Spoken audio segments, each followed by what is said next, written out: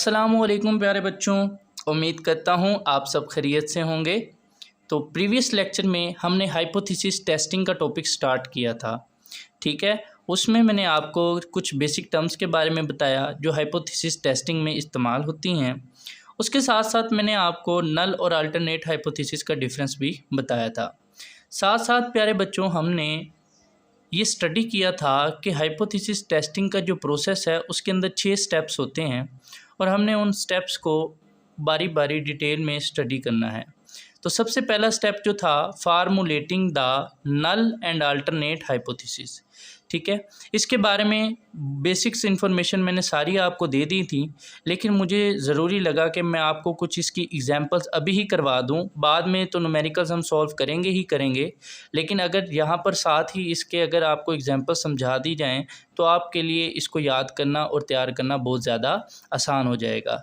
तो मैंने आपको बताया था कि जब भी हम नल और अल्टरनेट हाइपोथेसिस की फॉर्मुलेशन करते हैं उसके लिए हम तीन साइंस का इस्तेमाल करते हैं। मिसाल के तौर पर अगर नल हाइपोथेसिस कुछ इस तरीके से है कि म्यू बराबर है म्यू नॉट के, तो इसका अल्टरनेट हाइपोथेसिस जो है वो कैसे होगा कि H1 इस तरीके से है कि म्यू बराबर नहीं है म्यू नॉट के, ठीक है।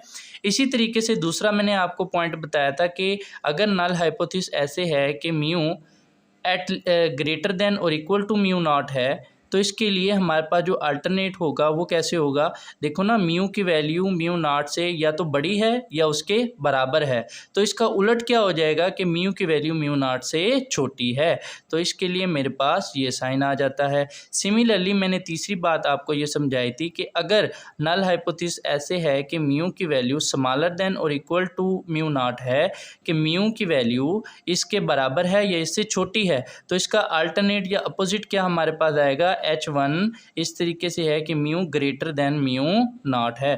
तो ये 3 स्टेप्स आपने याद रखने हैं कि सबसे पहले मैंने जैसे आपको प्रीवियस लेक्चर में भी बताया था कि जैसे ही आपके पास स्टेटमेंट आएगी, आपने स्टेटमेंट में पहला स्टेप ये लिखना होता है, formulating the null and alternate hypothesis. उसके लिए आपको ये चीज़ें तैयार होनी चाहिए। होगा तो सिर्फ एक ही इस्तेमाल, अगर इक्वल टू दिया हुआ है आपने अल्टरनेट में उसका equal to not equal to लिख देना है। अगर ये दिया हुआ है तो आपने ये लिखना है, ये दिया हुआ है तो आपने ये लिखना है। लेकिन इसके साथ साथ प्यारे बच्चों एक बात और भी है कि आपने इसके अंदर सुइटेबल जो है वो अल्टरनेट ढूंढना होता है। इसको हम आगे एग्जांपल से करते हैं। तो मिसाल के तौर पर मेरे पास एक पहली एग्जांपल है, कहता है जी द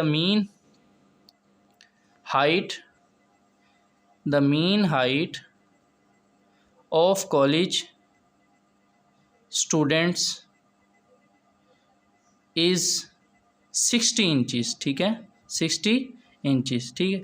तो मैंने आपको सिंपल कहा था कि ये देखें, यहाँ पे आपने स्टेटमेंट को अच्छे तरीके से समझना है। तो ये कह रहा है कि कॉलेज स्टूडेंट्स एक पॉपुलेशन है और उस पॉपुलेशन का जो मीन है वो क्या है, 60 इंचज़ है। वो क्या है, 60 इंचज़। तो आपने यहाँ पर एक बात याद रखनी है कि अगर आप थोड़ा सा फोकस करें तो कॉलेज स्टूडेंट्स एक पॉपुलेशन है और उस पॉपुलेशन की मीन इक्वल टू कितनी है, 60 इंचज़। तो आप यहाँ पर लिखोगे सिंपली H0 इस तरीके से है कि mu equal to mu naught की जगह आपने क्या लिख लेना है, 60। मैंने आपको कल भी बताया था कि ये पॉपुलेशन मीन है, आपको इसकी वैल्यू दी जाएगी, बस आपने इसकी जगह वो वैल्यू लिखनी है और इसको देखते हुए, इस साइन को देखते हुए आपने उसका अल्टरनेट लिखना है। तो अगर H0 null hypothesis mu is equal to 60 है तो आप अच्छे तरीके से जानते हैं, तो H1 क्या होगा, म्यू इक्वल नहीं है 60 के। बस आपका पहला स्टेप मुकम्मल हो गया। इतनी सी बात है। अगर चलें एक और एग्जांपल करते हैं। वो कहता है a certain diet is supposed to increase the mean weight by no more than 5 kg, ठीक है। अब इसको भी समझना है आपने कि नो मोर देन का मतलब क्या होता है, ठीक है। नो मोर देन का मतलब ये है कि या तो 5 के बराबर है या तो 5 से कम है। नो मोर देन 5 मतलब 5 से ज़्यादा नहीं है, ठीक है। तो 5 के बराबर है या 5 से कम है, तो उसके लिए मैं क्या लिखूँगा, H0 म्यू स्मॉलर देन और इक्वल टू 5। समझ आई बात की? यानी इसका मतलब यही है ना कि म्यू की वैल्यू 5 के या तो बराबर है या उससे छोटी है, नो मोर देन 5, इससे ज़्यादा नहीं है। और इसका अल्टरनेट आप अच्छे तरीके से जानते हैं कि अगर स्मॉलर देन और ग्रेटर देन का साइन इक्वल टू का साइन हो तो H1 क्या हो जाता है उससे ग्रेटर, म्यू क्या है ग्रेटर देन 5, म्यू क्या है, ये आपको तीसरा पॉइंट यहाँ पे हेल्पफुल करेगा। ठीक है, इसी तरीके से प्यारे बच्चों हम कुछ और एग्जांपल्स देखते हैं। अगर आप वो कहता है जी the proportion of people favouring a certain candidate in forthcoming election is at least 60, क्या है एट लीस्ट 60। तो आपको पता है H0 यहाँ पे क्या आ जाएगा P, और वो क्या है एट लीस्ट का मतलब क्या होता है, या तो इतना है या उससे बड़ा है। तो 60% को आपने पॉइंट में कन्वर्ट कर लेना है। ठीक है, तो यहाँ पे म्यू की वैल्यू क्या हो जाएगी 0.60, और इसका अल्टरनेट क्या होगा, या तो कह रहा है कि म्यू की वैल्यू 0.60 से या तो बड़ी है या उसके बराबर है, तो इसका अल्टरनेट क्या होगा उससे छोटी है, स्मॉलर। तो यहाँ आप इस तरीके से अपने नल और हाइपोथेसिस अल्टरनेट हाइपोथेसिस को फार्मूलेट करेंगे। ठीक है, सेम इसी तरीके से कुछ और एग्जांपल दी हुई हैं कि H0 यानी नल हाइपोथेसिस म्यू बराबर है 170 के, तो इसका अल्टरनेट क्या बनेगा, म्यू बराबर नहीं है 170 के। ये उन बेसिक टर्म्स में से हैं। तो चलें नेक्स्ट टाइम हम कुछ क्वेश्चंस को देखते हैं।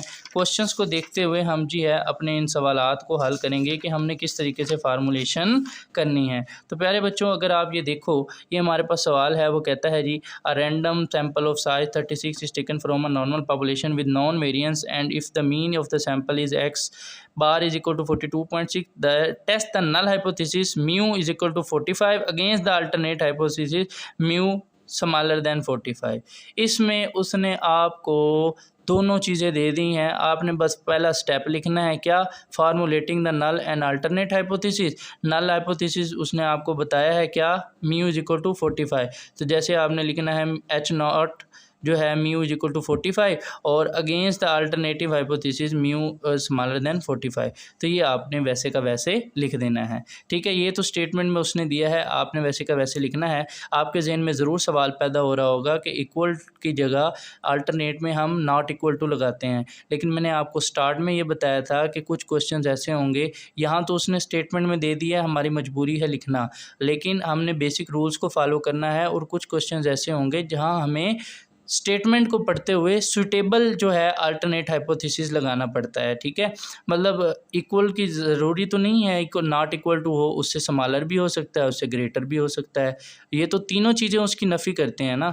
एक बात आपने याद रखनी है कि इक्वल का साइन कभी भी अल्टरनेट हाइपोथेसिस में नहीं आता। इक्वल का साइन हमेशा नल हाइपोथेसिस में आएगा, इक्वल का आएगा, ग्रेटर देन इक्वल टू आएगा और स्मॉलर देन इक्वल टू आएगा ना। अल्टरनेट हाइपोथेसिस में कभी भी इक्वल का साइन नहीं आएगा। तो जब भी कहीं इक्वल का साइन है, उसका अल्टरनेट बनाने के लिए आप नॉट इक्वल टू भी इस्तेमाल कर सकते हैं, स्मॉलर भी इस्तेमाल कर सकते हैं और ग्रेटर भी। ये आपने स्टेटमेंट को देख के आपने सूटेबल उसको इस्तेमाल करना होता है।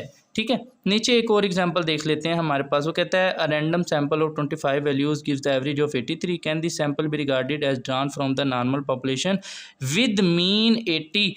ठीक है, पॉपुलेशन मीन आपको कितनी दी गई है 80, इक्वल टू दिया है ना, जाहिर सी बात है, वो कह रहा है डायरेक्ट उसने आंसर दे दिया आपको।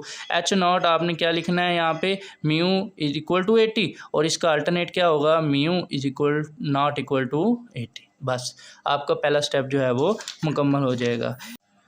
उसके बाद प्यारे बच्चों एक्सरसाइज के न्यूमेरिकल्स में से कुछ एग्जांपल्स को देख लेते हैं। तो जैसे कि पहला क्वेश्चन है, इसमें आप देखें test the null hypothesis mu greater than और equal to 45 against the alternate hypothesis mu smaller than 45। तो सिंपल आपने बस स्टेप 1 लिखना है, formulating the null and alternate hypothesis. वहाँ पर आपने क्या लिखना है H0, ठीक है, mu greater than equal to 45 और इसका अल्टरनेट आपने क्या लिखना है H1 म्यू स्मॉलर देन 45। यहाँ तो उसने आपको दोनों वैल्यूज़ दे दी हैं। ठीक है, इसी तो प्यारे बच्चों इसमें अगर आप देखें तो वो कहता है suspect the average life time of certain tyre is at least 28,000 mile. ठीक है, सर्टन टायर्स की हमारे पास यहाँ पे पॉपुलेशन है और उसका जो हमें उसने नल हाइपोथेसिस दिया है उसमें वो कहता है कि वो इतना लाइफ टाइम एवरेज जो है उनका है। तो इसके लिए आप सिंपली क्या लिखोगे, H0 इस तरीके से है कि एटलीस्ट है ना, म्यू एटलीस्ट का मतलब होता है इक्वल टू और ग्रेटर दैन, ठीक है, 28,000, ठीक है। और इसका आप जो अल्टरनेट है वो क्या लिखोगे, H1 इस तरीके से है कि म्यू ग्रेटर दैन और इक्वल टू है, इसका उलट क्या हो जाएगा, स्मॉलर दैन 28,000। तो इस तरीके से आप प्यारे बच्चों कोई भी क्वेश्चन हो आपने उसकी स्टेटमेंट देखनी है। स्टेटमेंट देखने के बाद आपने पहला स्टेप ये लिखना है, formulation of null and alternate hypothesis, और स्टेटमेंट को देखते ही आपने ये 2 पॉइंट्स लिख देने हैं। उम्मीद है आपको हर चीज़ क्लियर हो गई होगी। मज़ीद अगर कोई बात क्लियर ना हुई हो तो आप कमेंट सेक्शन में पूछ सकते हैं। तो और चैनल को सब्सक्राइब लाजमी कीजिए, वीडियो को लाइक कीजिए। मिलते हैं नेक्स्ट लेक्चर में, तब तक अपना ख्याल रखिए। खुदा हाफिज़।